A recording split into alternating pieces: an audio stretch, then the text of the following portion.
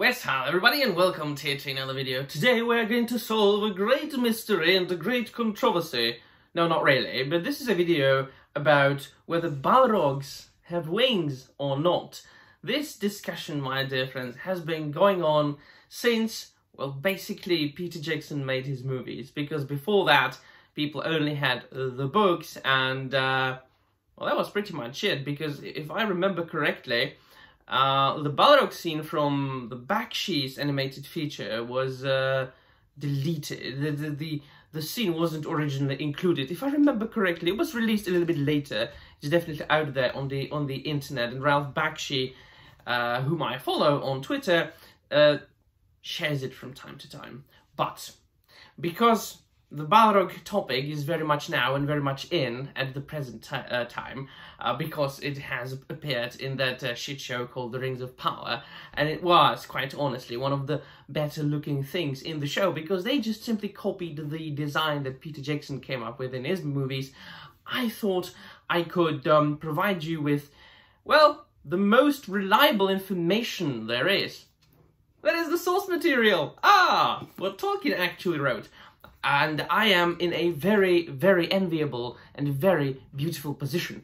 I'm not going to express any opinion. I'm just going to read a couple of passages, the most important and my favorite passages where Balrogs appear, and then you can tell me in the comments down below what you think, and stick to the end, because the actual physical description of a Balrog comes in the last passage that I chose, which is of course from Fellowship of the Ring.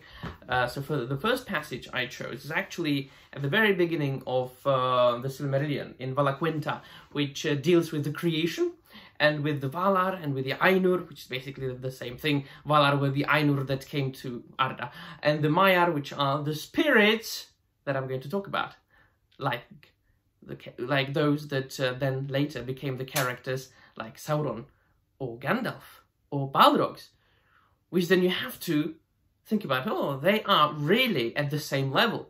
Think about that. When I read the Silmarillion for the first time, almost like 15 years ago, I was amazed by this discovery. And so, of the enemies, last of all is set the name of Melkor. And by the way, before I begin, I still got a little bit of a cold and a fever. I'm not recording an audiobook. I might, have a slip of the tongue on the way. I'm not going to be editing these little hiccups out. Last of all is set the name of Melkor, he who arises in might. But that name he has 4 feet. And the Noldor, who among the elves suffered most from his malice, will not utter it. And they name him Morgoth, the dark enemy of the world. Great might was given to him by Ilúvatar, and he was Squeval with Manwe. In the powers and knowledge of all the other Valar he had part, but he turned them to evil purposes, and squandered his strength in violence and tyranny. For he coveted Arda, and all that was in it, desiring the kingship of Manwe and dominion over the realms of his peers. From splendour he fell through arrogance to contempt for all things, save himself, a spirit wasteful and pitiless. Understanding, he turned to subtlety, and perverting to his own will all that he would use, until he became a liar without shame. He began with a desire of light, but when he could not possess it for himself alone, he descended through fire and wrath into a great burning down into darkness. And darkness he used most in his evil works upon Arda, and filled it with fear for all living things. Yet so great was the power of his uprising, that in ages forgotten he contended with Manwe and all the Valar, and through long years in Arda held dominion over most of the lands of the earth. But he was not alone, for of the Maiar many were drawn to his splendour in the days of his greatness, and remained in that allegiance down into his darkness, and others he corrupted afterwards to his service with lies and treacherous gifts. Dreadful among these spirits were the Valaraukar, the scourgers of fire, that in Middle-earth were called the Balrogs, demons of terror.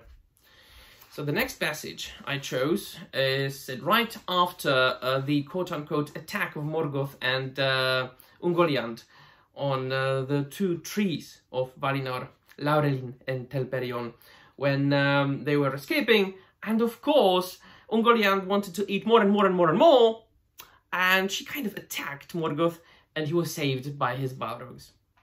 But Ungoliant had grown great, and he less by the power that had gone out of him, and she rose against him, and her cloud closed about him, and she enmeshed him in a web of clinging thongs to strangle him. Then Morgoth sent forth a terrible cry that echoed in the mountains. Therefore that region was called Lamoth, for the echoes of his voice dwelt there ever after, so that any echo cried aloud in that land awoke them. And all the waste between the hills and the sea was filled with a clamour as of voices in anguish. The cry of Morgoth in that hour was the greatest and most dreadful that was ever heard in the northern world. The mountains shook, and the earth trembled, the rocks were riven asunder. Deep in forgotten places that cry was heard. Far beneath the ruined halls of Angband, in vaults to which the Valar, in the haste of their assault, had not descended. Balrogs lurked still, awaiting ever the return of their lord, and now swiftly they arose, and passing over Hithlum they came to Lamoth as a tempest of fire. With their whips of flame they smote asunder the webs of Ungoliant, and she quailed, and turned to flight, belching black vapours to cover her, and fleeing from the north she went down into Beleriand, and dwelt beneath Eret Gorgoroth, in that dark valley that was after called Nan Dungothrep, the Valley of Dreadful Death, because of the horror that she bred there. For other foul creatures of spider form had dwelt there since the days of the delving of Angband, and she mated with them, and devoured them, and even after Ungoliant herself departed, and went whither she would into the forgotten south of the world, her offspring abode there, and wove their hideous webs. Of the fate of Ungoliant no tales, yet some have said that she ended long ago, when in her uttermost famine she devoured herself at last. So the next passage is dealing with Fëanor, when he was pursuing Morgoth after he had stolen the Silmarils, and it's one of the most heroic passages in the Silmarillion. Yet cause he had for great joy, though it was hidden from him for a while. For Fëanor, in his wrath against the enemy, would not halt, but pressed on behind the remnant of the orcs, thinking so to come at Morgoth himself, and he laughed aloud as he wielded his sword, rejoicing that he had dared the wrath of the Valar and the evils of the road, that he might see the hour of his vengeance. Nothing did he know of Angband, or the great strength of defence that Morgoth had so swiftly prepared. But even had he known, it would not have deterred him, for he was fair, consumed by the flame of his own wrath. Thus it was that he drew far ahead of the van of his host, and seeing this, the servants of Morgoth turned to bay, and there issued from Angband Balrogs to aid them. There upon the confines of Dor Daedaloth, the land of Morgoth, Fëanor was surrounded, with few friends about him. Long he fought on, and undismayed, though he was wrapped in fire and wounded with many wounds. But at the last he was smitten to the ground by Gothmog, lord of Balrogs, whom Ecthelion after slew in Gondolin. There he would have perished, had not his sons in that moment come up with force to his aid, and the Balrogs left him and departed to Angband. The last passage from the Silmarillion I chose is from the fall of Gondolin. Now in a time when Erendil was yet young, Maeglin was lost, for he, as has been told, loved mining and quarrying after metals above all other craft. And he was master and leader of the elves who worked in the mountains distant from the city, seeking after metals for their smithing of things both of peace and war. But often Maeglin went with few of his folk beyond the leaguer of the hills, and the king knew not that his bidding was defied. And thus it came to pass, as fate willed, that Maeglin was taken prisoner by orcs and brought to Angband. Maeglin was no weakling or craven, but the torment wherewith he was threatened cowed his spirit, and he purchased his life and freedom by revealing to Morgoth the very place of Gondolin, and the ways whereby it might be found and assailed. Great indeed was the joy of Morgoth, and to Maeglin he promised the lordship of Gondolin as his vassal, and the possession of Idril Cerebrindal, when the city should be taken. And indeed desire for Idril and hatred for Tuor led Maeglin to the Easier to his treachery, most infamous in all the histories of the elder days. But Morgoth sent him back to Gondolin, lest any should suspect the betrayal, and so that Maeglin should aid the assault from within when the hour came, and he abode in the halls of the king, with smiling face and evil in his heart, while the darkness gathered ever deeper upon Idril. At last, in the year when Erendil was 7 years old, Morgoth was ready, and he loosed upon Gondolin his Balrogs, and his orcs, and his wolves, and with them came dragons of the brood of Glaurung, and they were become now many and terrible.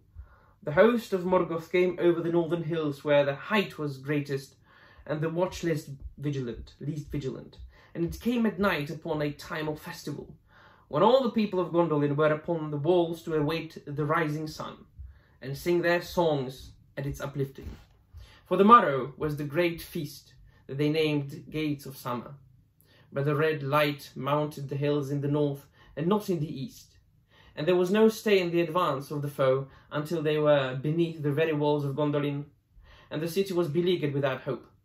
Of the deeds of desperate valour there done, by the chieftains of the noble houses and their warriors, and not least by Tuor, much is told in the fall of Gondolin, of the battle of Ecthelion of the Fountain with Gothmog, Lord of Balrogs, in the very square of the king, where each slew each other, and of the defence of the Tower of Turgon by the people of his household, until the tower was overthrown, and mighty was its fall, and the fall of Turgon in its ruin.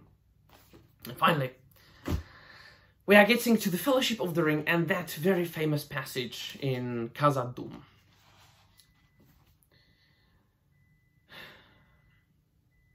Suddenly Frodo before him, I might actually start here. Aye, wailed Legolas. A Balrog is come. Gimli stared with wide eyes. Durin's bane, he cried, and letting his axe fall, he covered his face. A Balrog, muttered Gandalf. Now I understand. He faltered and leaned heavily on his staff. What an evil fortune, and I am already weary. The dark figure, streaming with fire, raced towards them. The orcs yelled and poured over the stone gangways. Then Boromir raised his horn and blew. Loud the challenge rang and bellowed, like the shout of many throats under the cavernous roof. For a moment the orcs quailed and the fiery shadow halted. Then the echoes died as suddenly as a flame blown out by a dark wind, and the enemy advanced again. Over the bridge, cried Gandalf, recalling his strength. Fly! This is a foe beyond any of you. I must hold the narrow way. Fly!